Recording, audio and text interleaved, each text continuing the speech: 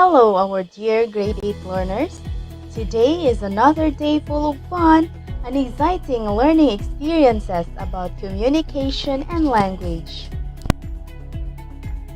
I am your teacher on air, Mrs. Maria Lu Gulchano Autentico from Anuling National High School, aiming to continue the quality education amidst the challenges brought by this pandemic.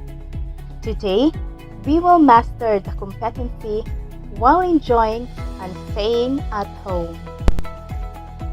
Let us start this session with the target objectives. First, identify the different kinds of nonlinear text and their usage. Second, organize information from linear text into any textual aid. And lastly, interpret data from infographics of expository text. Before we proceed with our topic, let us first have a recap. What are the grammatical features we need to use in writing a persuasive text? Can you name them? Very good! The grammatical features we need to use in writing a persuasive text are verbs, adjectives, and adverbs. And before we dive deeper to our lesson, let us first have a priming activity. And this is the 3 visuals and 1 element. In this activity, you are going to guess the mystery word by analyzing the connection of each picture. Clues and 5 seconds will be given before you answer. Number 1. Very good. The correct answer is bar graph. Moving on. Number 2.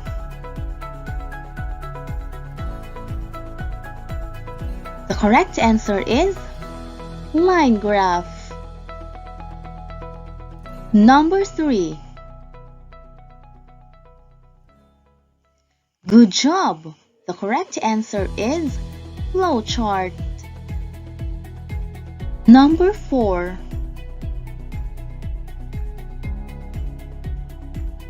Very good! The correct answer is table. And for the last number, the correct answer is pie graph. Let's see your score. Very good. Now that you are ready to learn new things, come on, let's start. We are now on the second quarter, lesson 1 in English 8, which is all about visual-verbal relationship illustrated in expository text. It's time to move forward and get ourselves updated with new trends in English 8 topics. Let me introduce to all of you the visual trends.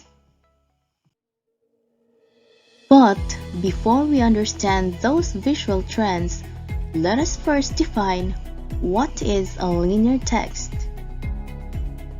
It is the most common type of text that needs to be read from beginning to end.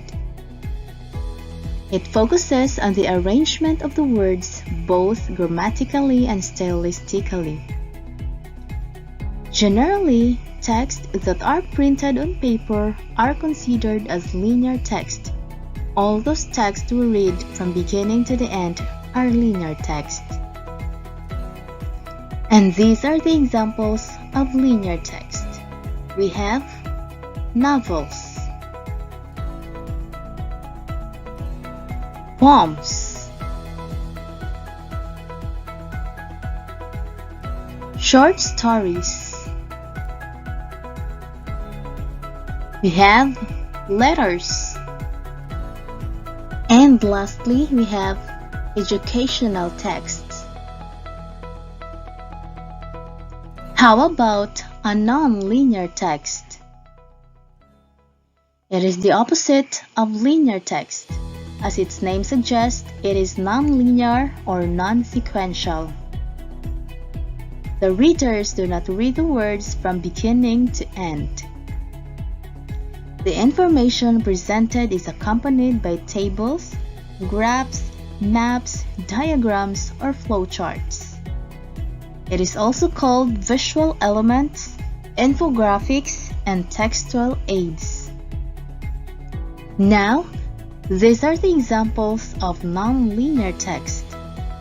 Take a look at these pictures.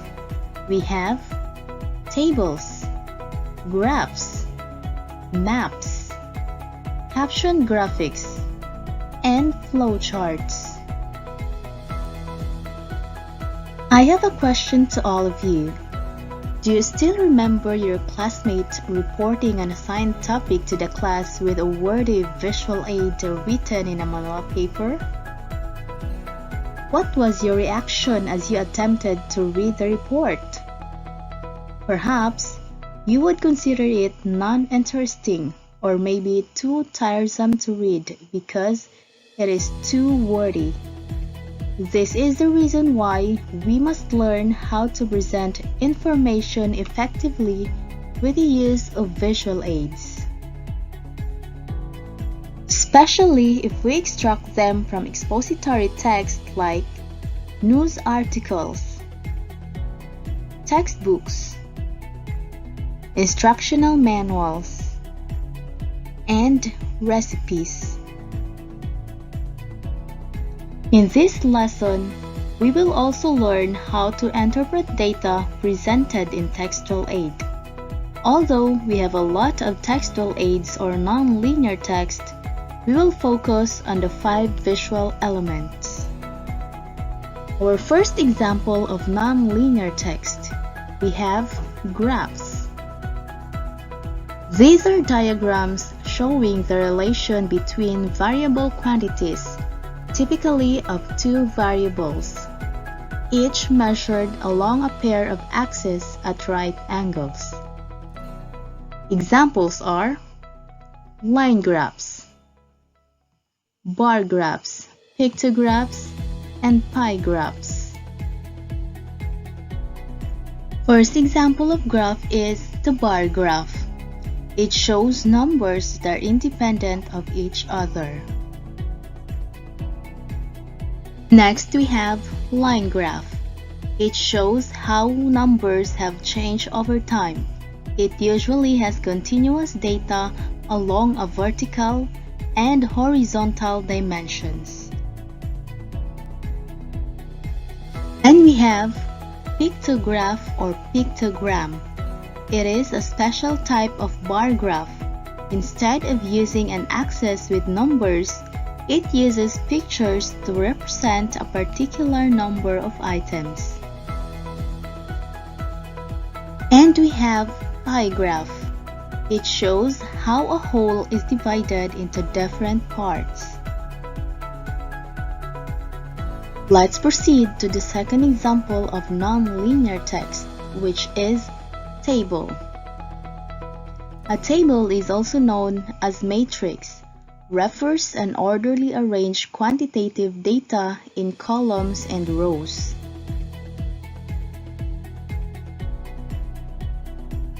Our third example of non-linear text is a map.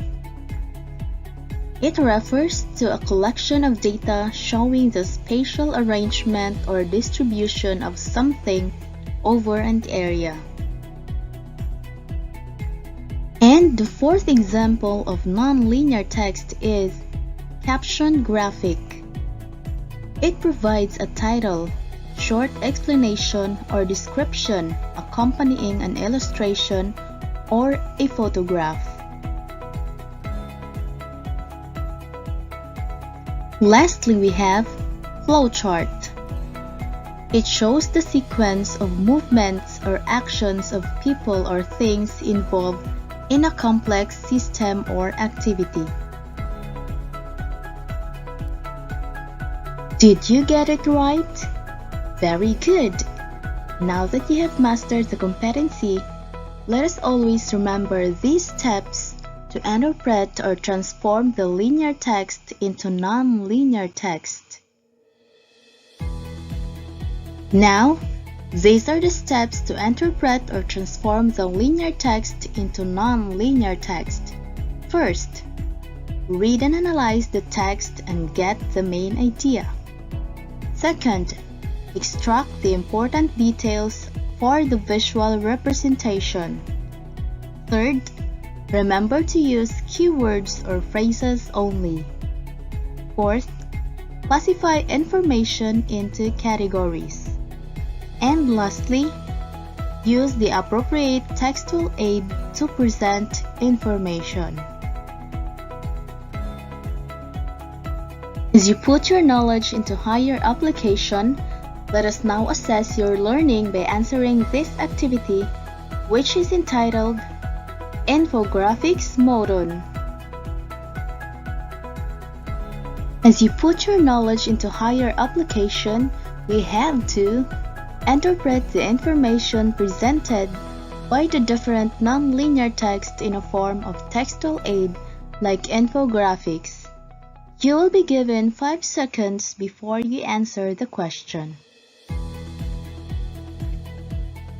Number 1. Study this infographic from Statista posted on November 23, 2020. What can be concluded? A. It is therefore concluded that the highest percentage of effectiveness of COVID-19 prevention is tested and seen in the countries of US and Germany. B. It is therefore concluded that the highest percentage of effectiveness of COVID prevention is from Russia. C. It is therefore concluded that the highest percentage of effectiveness of COVID-19 prevention is tested and seen in the countries of Sweden and Germany.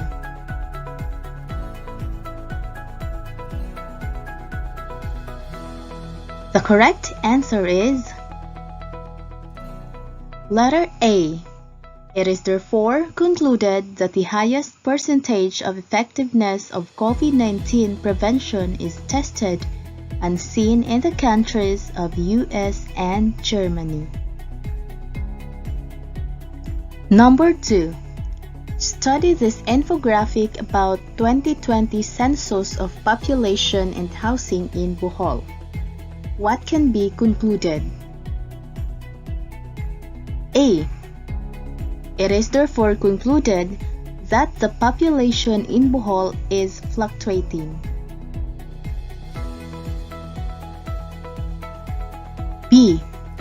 It is therefore concluded that the population in Bohol is increasing. And letter C. It is therefore concluded that there is no change in the number of people living in Bohol. The correct answer is letter B. It is therefore concluded that the population in Bohol is increasing. Let's see your score. Very good. Now on the last part of today's lesson, let us see if you really learned and discovered new things. This is Tell It to Win It. You will be given 5 seconds before you answer the question. Number 1. What kind of graph is this? A. Bar graph. B. Line graph. C. Pie graph. And D. Pictograph.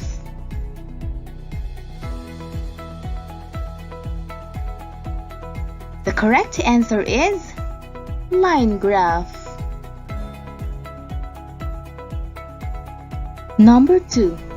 What kind of text is presented in this picture? A. Linear text. B. Non-linear text. C. Textbook. Or D. None of the above. The correct answer is non-linear text. Next, number 3. This is an example of non-linear text that provides a title, short explanation or description accompanying an illustration or a photograph. A. Graph. B. Map. C. Caption graphic. Or D. Flowchart. Very good. The correct answer is caption graphic. Number 4. What appropriate textual aid are you going to use when you want to show the sequence of actions of people or things? A. Bar graph. B. Table. C. Caption graphic. Or D. Flowchart.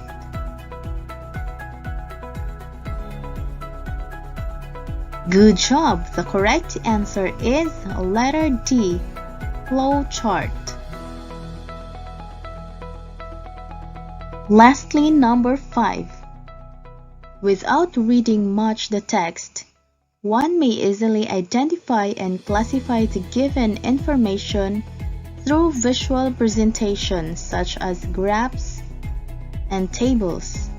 The statement is fact or bluff. Very good. The statement is bluff. Let's see your score. Very good. Hats off to you, dear learners. You are doing awesome. I hope that you had fun while learning great lessons today. May this lesson help you become a better communicator and a better user of information.